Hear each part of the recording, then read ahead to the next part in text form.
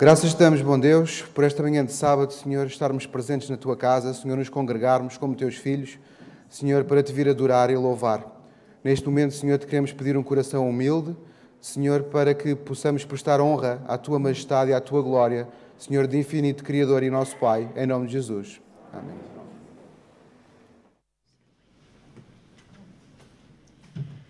Demos as boas-vindas a todos os irmãos aqui presentes e àqueles que nos assistem através da internet. A todos, Senhor, um sábado feliz na companhia do Senhor. E vamos dar início a este culto de adoração cantando ao Senhor o hino 332. Compensa servir a Jesus.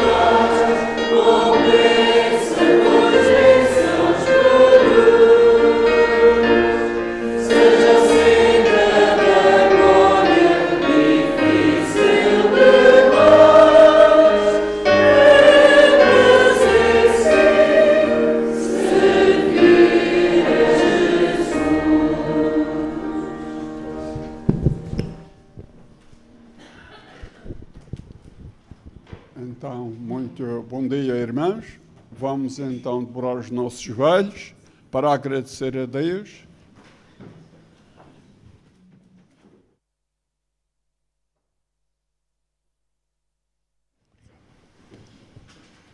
Pai do céu, muitas graças te damos por mais este privilégio que nos dás de podermos nos reunir em teu nome, neste santo sábado que tu criaste, descansaste e abençoaste. Ajuda-nos, Senhor, vem nos abençoar, nos dar bons ouvidos para ouvir as tuas santas palavras e que possamos praticá-las, possamos ensinar aos outros a tua santa palavra. Muito obrigado porque há grande recompensa em servir ao Senhor. Embora que possamos ter aflições, mas o Senhor disse, no mundo traz aflições, tende bom ânimo. Porque o Senhor, tu tens uma recompensa para aqueles que realmente servirem. Ajuda-nos a amarmos mais e mais a Jesus todos os dias da nossa vida e que nunca nos possamos apartar de Ti, mas possamos nos achegar cada vez mais para Ti, até que possamos ver o Teu rosto e sermos convidados para essa eternidade feliz. Ó Senhor, ajuda o irmão Miguel a dar o pão e que todos nós possamos saber comer esse pão para vivermos eternamente. Tudo pedimos por todos os nossos irmãos que estão aqui, por todas as pessoas que ouvem, em nome do Teu Filho querido, nosso Senhor e Salvador, Jesus. Amém. Amém.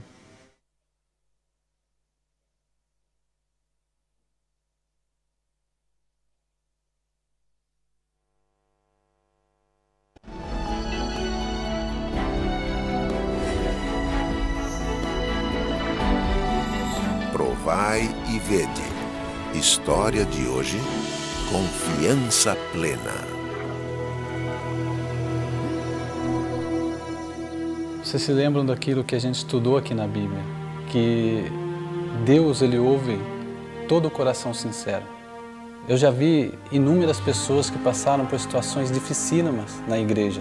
Problemas graves, com doenças, pessoas desesperadas, mas que oraram com sinceridade e Deus respondeu a oração delas. Quando nós nos relacionamos com Deus através da Sua palavra, através de oração, a fé ela é nos dada como um dom. E é nesse momento, quando tudo parece perdido, quando nada tem solução, é nesse momento que o milagre realmente acontece. Mas nós precisamos crer e depositar todos os nossos planos nas mãos de Deus.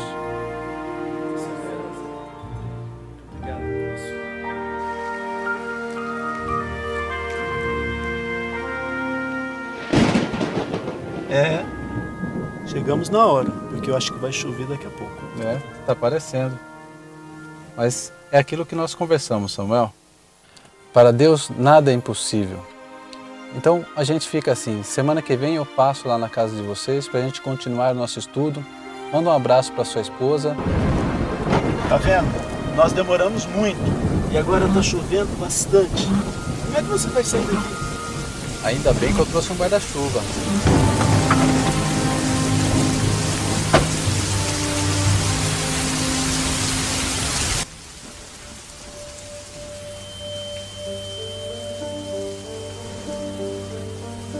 Oi, amor, tudo bem?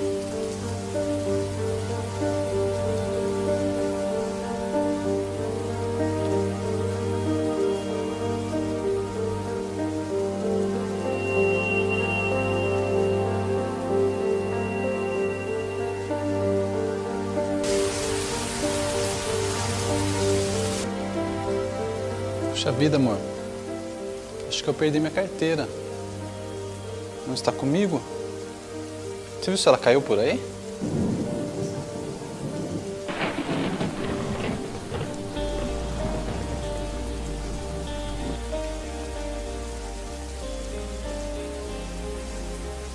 Será que você não esqueceu lá na casa no estudo bíblico? Não, porque eu tenho certeza que eu coloquei a carteira no meu colo e a pasta por cima. Você pode ter deixado em algum lugar que você não está lembrando agora. Eu acho que eu já sei. Eu saí com muita pressa e estava chovendo e tinha uma enxurrada. Essa carteira pode ter caído ali e ter sido levada. Eu vou dar uma olhada lá fora, ver se ela está caída no chão.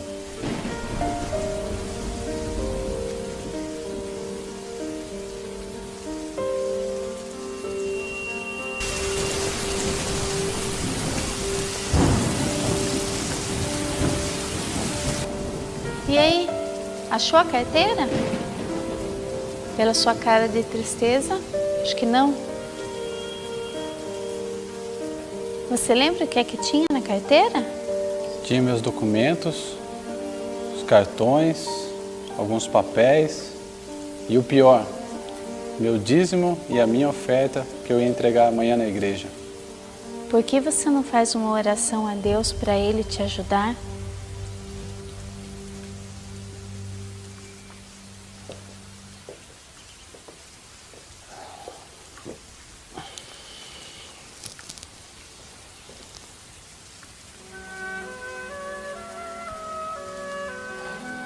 Senhor, há muita coisa importante dentro daquela carteira, mas existe algo mais importante, o meu dízimo e a minha oferta.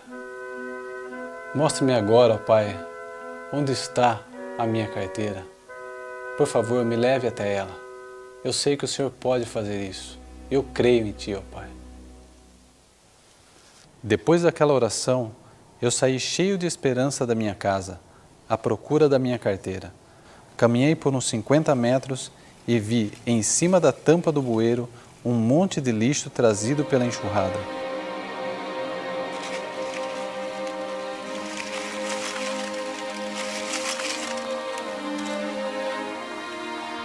Lá estava a minha carteira, com todos os documentos e o dízimo. A partir de hoje, ninguém precisa provar para mim a existência do Espírito Santo, porque hoje eu ouvi a sua voz. Adoremos agora o Senhor com os dízimos e as ofertas, demonstrando todo o nosso reconhecimento e gratidão.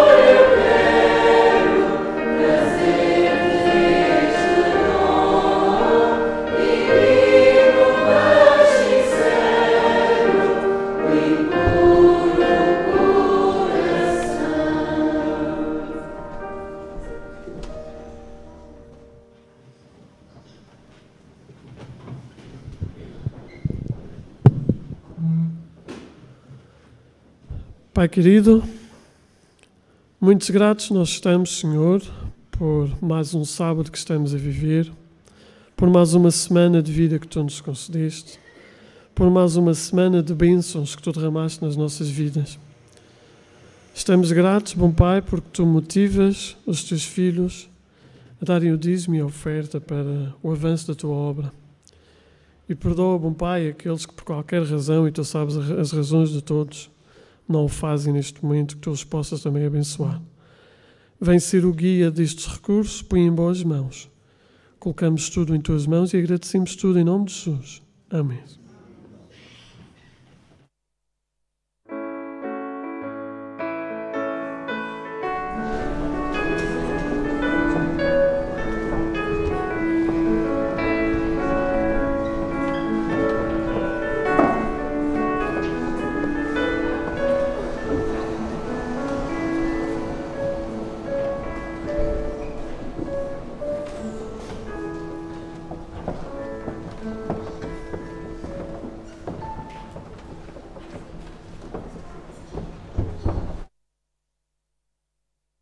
dia. Estão bem dispostos? Estavam contentes ou tristes porque não viam ninguém chegar aqui para contar a história? Vou-vos fazer uma pergunta que já sei qual é a resposta. Quem é que gosta de ir a uma festa? Claro, eu já sabia que todos iam responder que sim, até nós adultos todos gostamos muito de festas. Aquelas festas que são realizadas uma vez por ano na casa de família. Eu vou-vos contar a história de uma menina cujo nome é Kelly. E ela estava super feliz, entusiasmada, porque ia a uma festa anual, numa grande casa, que era a casa do avô, onde a família toda se reunia, como eu disse há pouco, uma vez por ano. E comiam, e brincavam, e confraternizavam. A Kelly estava entusiasmada e radiante porque ia encontrar muitos primos, ia brincar com todos eles. E o avô todos os anos tinha uma surpresa para as crianças que cumprissem algumas tarefas.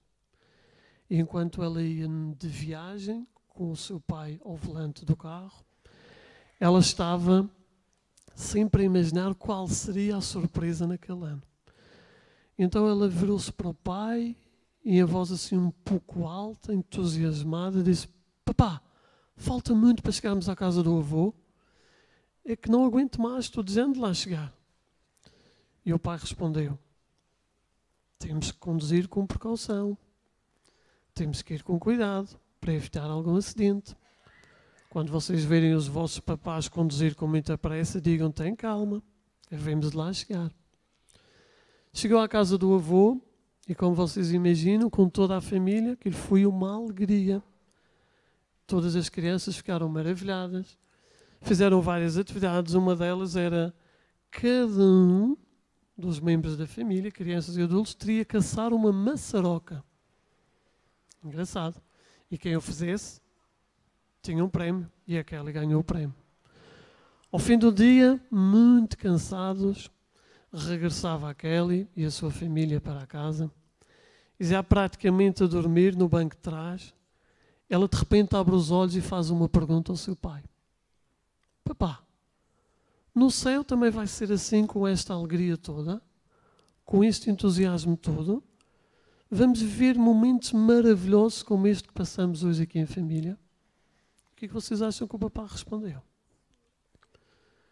Ele respondeu que sim, que ainda vai ser muito melhor. E porquê que vai ser muito melhor? Porque vamos estar com Jesus, com Deus. E por isso lá em cima ainda será muito melhor do que aquilo que acontece aqui neste mundo, mesmo comparado com as coisas boas.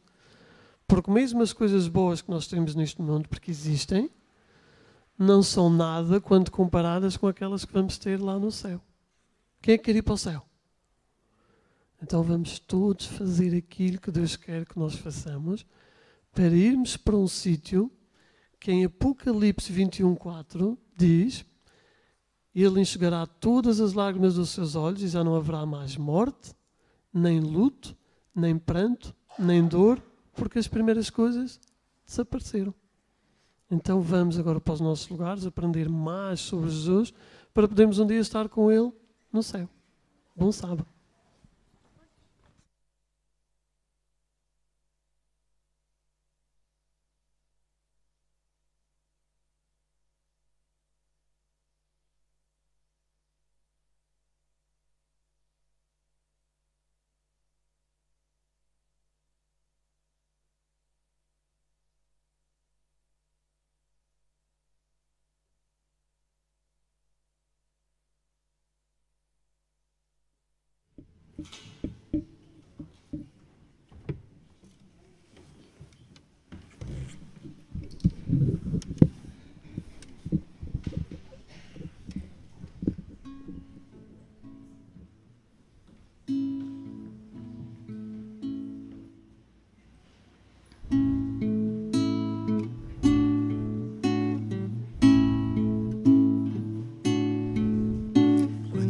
era criança, minha mãe me contou uma história.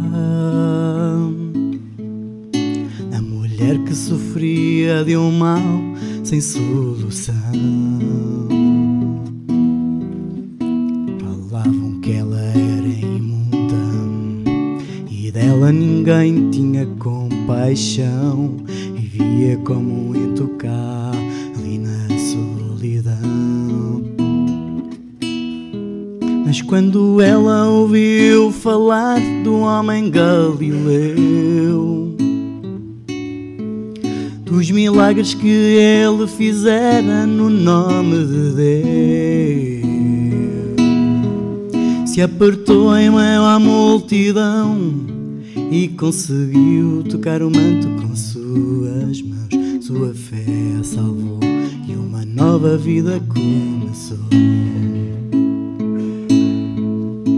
Às vezes eu olho para dentro de mim e percebo que entre eu e aquela mulher não há distinção. Por pecados me tornei intocável, impuro é o meu coração. Às vezes acho que a vida não tem mais razão. O meu desejo é estar no meio da multidão, tocar o manto do Galileu com minhas próprias mãos.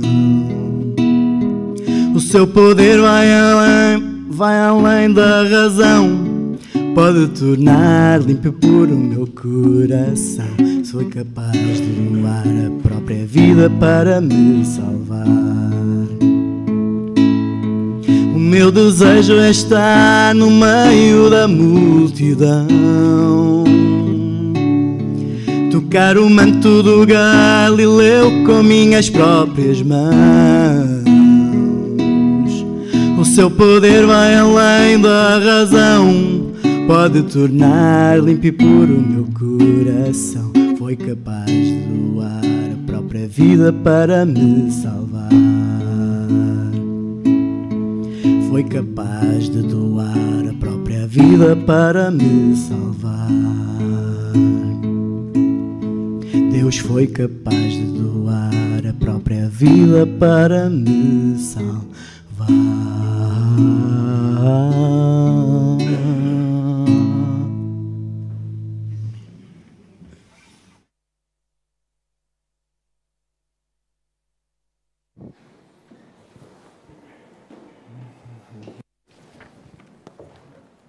Bom dia, irmãos, e bom sábado.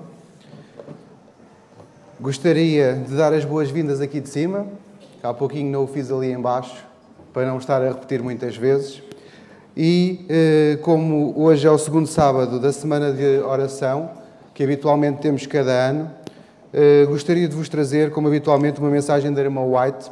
Esta encontra-se no livro Atos dos Apóstolos. São alguns trechos deste capítulo. E o título da mensagem para este sábado fala acerca da Igreja Triunfante. Muitas vezes não é esta a ideia que nós temos da Igreja, mas para Deus a Igreja é e será sempre triunfante. Triunfante quando está com Ele. Triunfante quando, como por exemplo, assim que Jesus morreu e deu a missão aos seus discípulos, aqueles homens saíram como mensageiros da cruz a proclamar o Evangelho. Houve uma tal revelação da glória de Deus como nunca antes tinha sido testemunhada pelos mortais.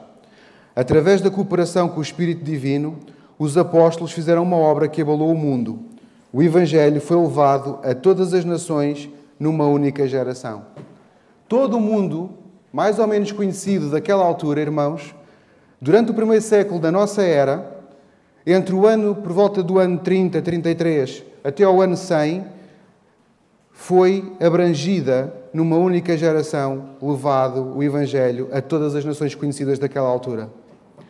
Os resultados que acompanharam o ministério dos apóstolos, escolhidos de Cristo, foram gloriosos. No começo do seu ministério, alguns deles eram homens sem instrução.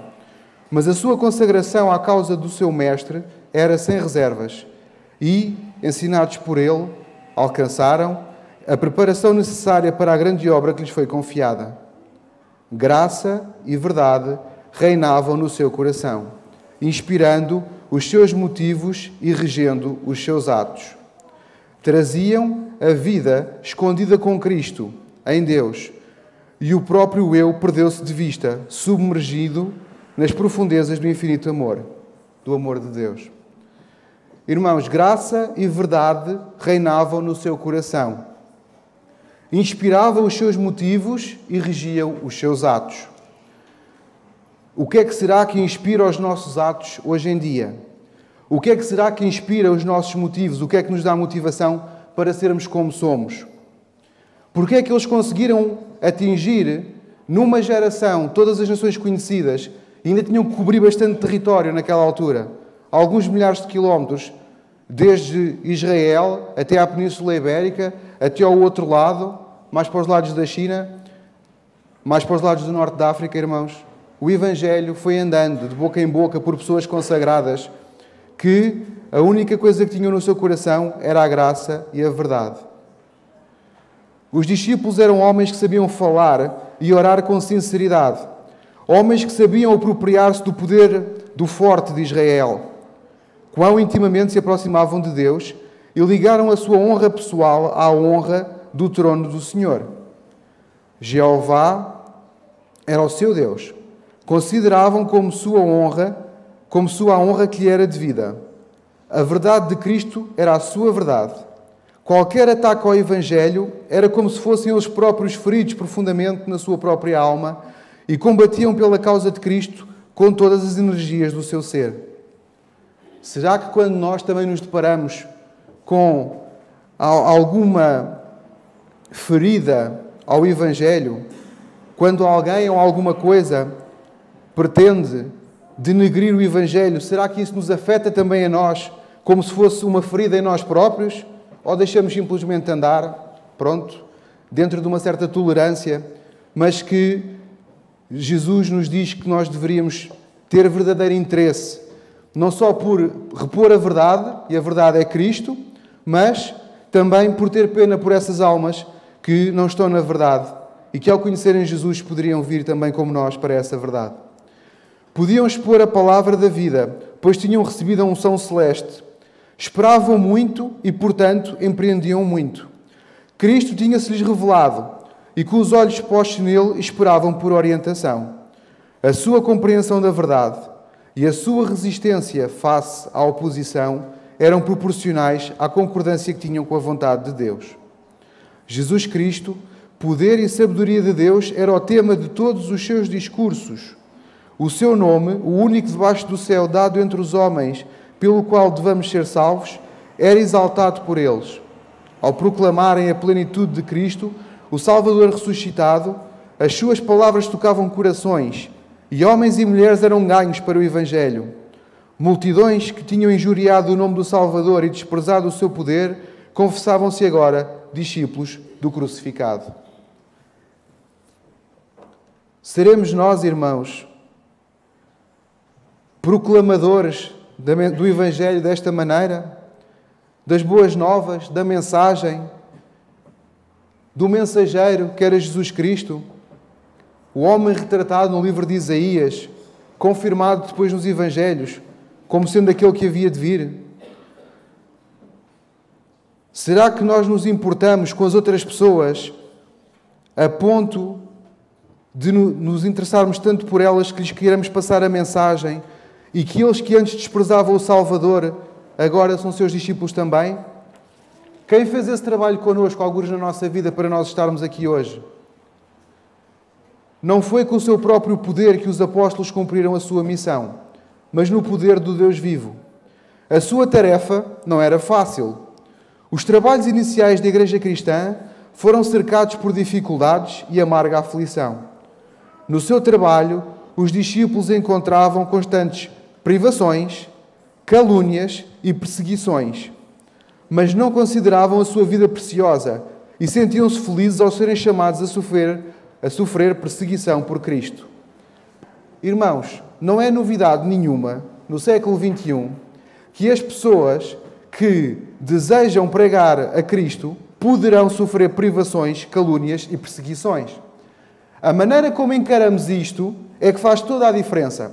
E o exemplo dos apóstolos, que não consideravam a sua vida preciosa e que sentiam-se felizes por serem chamados a sofrer perseguição por Cristo, fez toda a diferença de obter os resultados que obtiveram através do poder de Deus, mas também da sua intercessão, de pôr a mão na massa, de trabalharem com as pessoas deste mundo. Como é que eles conseguiam fazer isto? Eles punham tudo sobre o firme fundamento. Sobre o fundamento que o próprio Cristo tinha colocado, os apóstolos construíram a Igreja de Deus. Vamos ver 1 de Pedro, capítulo 2, os versos 4 e 5.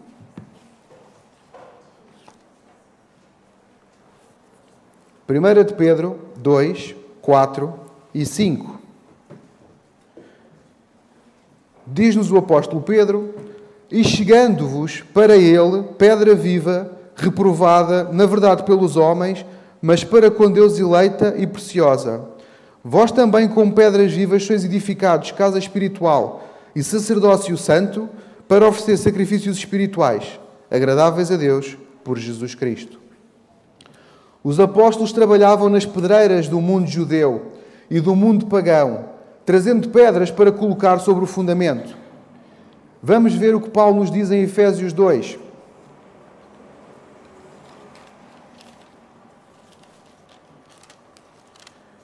Efésios 2, versículos 19 a 22.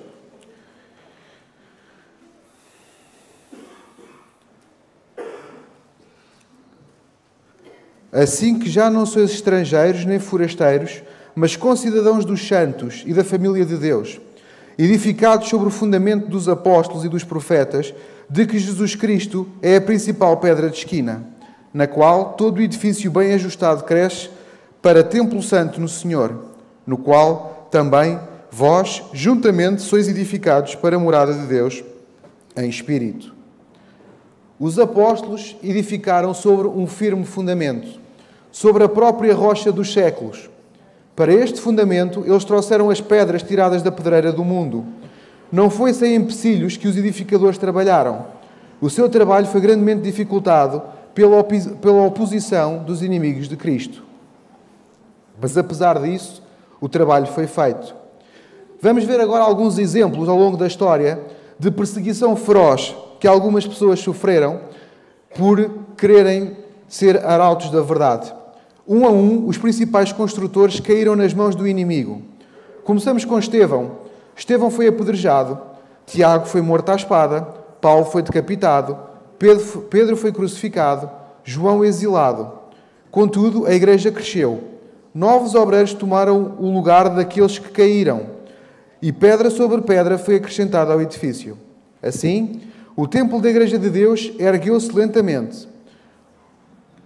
Ao estabelecimento da Igreja cristã, seguiram-se séculos de feroz perseguição, mas nunca faltaram homens que considerassem a construção do templo divino como mais importante do que a sua própria vida. O inimigo da justiça não deixou nada por fazer no seu esforço para deter a obra confiada aos edificadores do Senhor. Mas Deus não se deixou a si mesmo sem testemunho. Os obreiros foram mortos, mas a obra prosseguiu. Continuamos com mais alguns exemplos. Os valdenses, John Wycliffe, Hus, Jerónimo, Martinho Lutero, Zwinglio, Kramer, Latimer e Knox, os Huguenotes, João e Carlos Wesley e uma multidão de outros contribuíram para o fundamento com material que permanecerá para toda a eternidade. Posteriormente, os que tão dignamente têm procurado promover a disseminação da palavra de Deus, com o seu trabalho em terras pagãs, têm preparado o caminho para a proclamação da última grande mensagem. Também esses têm estado a ajudar na estrutura. Paulo e os outros apóstolos, todos os justos que viveram depois deles, fizeram a sua parte na edificação do templo. O cristão que apresenta fielmente a palavra da vida, encaminhando homens e mulheres às veredas da santidade e da paz, está a levar para o fundamento material resistente e no reino de Deus será honrado com um edifício sábio. Deus mostra-nos aqui o prémio, a nossa herança. Mas não deverá ser por isto que nós devemos trabalhar. Devemos trabalhar porque no nosso coração o interesse pelos outros, o amor pelos outros é tão grande que, como alguém um dia se interessou por nós para nós estarmos aqui, nós também possamos continuar esta obra. Como foi o exemplo daqueles homens e daqueles povos que permaneceram fiéis apesar do sofrimento, irmãos, é por eles que nós hoje em dia também temos esta mensagem para levar aos outros. Porque se não fossem eles, a mensagem há muito já se teria extinguido. Mas Deus nunca nos deixará sós. Como Cristo enviou os seus discípulos, assim envia hoje os membros da sua Igreja. Está reservado para eles o mesmo poder que os apóstolos possuíam. Se fizerem de Deus a sua força, terão a sua cooperação e não hão de trabalhar em vão. Compreendam que a obra em que estão envolvidos tem sobre si impressa a marca de Deus. Cristo confiou à Igreja um encargo sagrado. Cada membro deve ser um canal através do qual Deus possa comunicar ao mundo os tesouros da sua graça, as insondáveis riquezas de Cristo. Não há nada que o Salvador mais deseje do que agentes que representem perante o mundo o seu espírito e o seu caráter. Não há nada que o mundo mais necessite do que da manifestação do amor do Salvador através da humanidade. Todo o céu está à espera de homens e mulheres através de quem Deus possa revelar o poder do cristianismo. Eu vou reler aqui uma frase, irmãos, que nos mostra duas realidades. Não há nada que o Salvador mais deseje do que agentes que o representem perante o mundo. Representem o seu espírito e o seu caráter.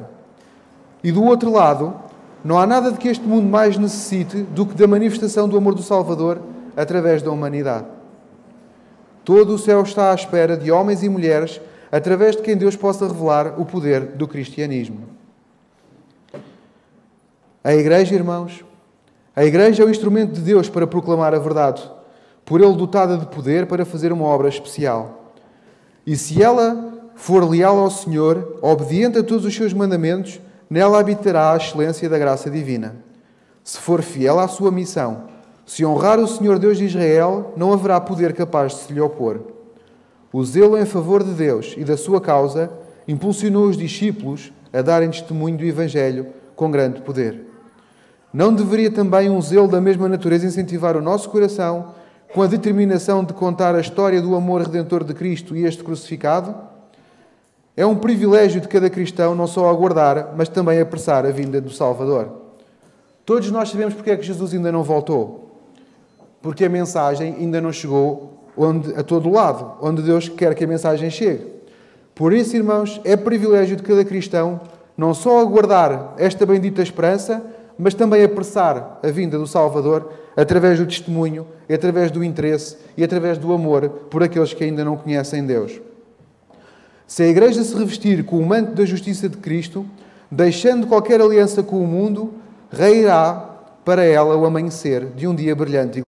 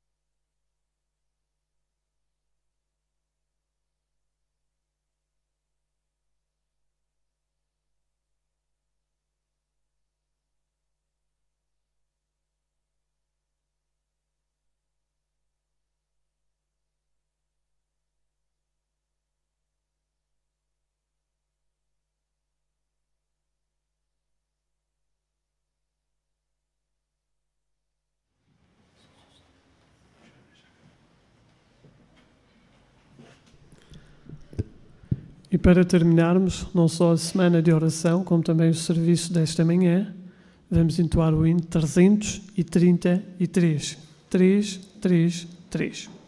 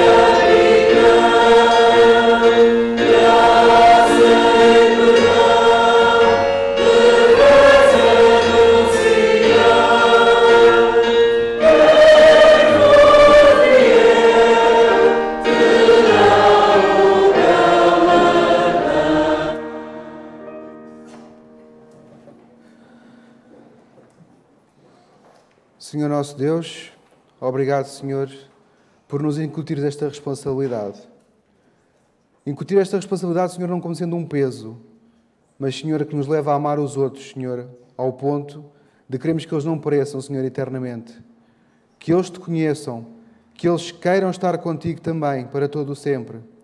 Assim como alguém se lembrou de nós, Senhor, na nossa existência e nos pregou o Evangelho, que, Senhor, tu possas pôr esse mesmo desejo no nosso coração de ajudar aqueles que tantas vezes se atravessam no nosso caminho. Vem nos ajudar, Senhor, a aproveitar cada oportunidade de falar de Ti. Vem, Senhor, nos ajudar a aliviar o sofrimento daqueles que não veem esperança neste mundo. Gratos, Senhor, somos por sermos fiéis a Ti e te queremos, Senhor, pedir para continuarmos firmes no Teu caminho, na Tua verdade. Senhor, ajuda-nos a sentirmos, Senhor, este desejo de, Senhor, testemunhar de Ti para qualquer pessoa que se atravesse no nosso caminho, em nome de Jesus. Amém.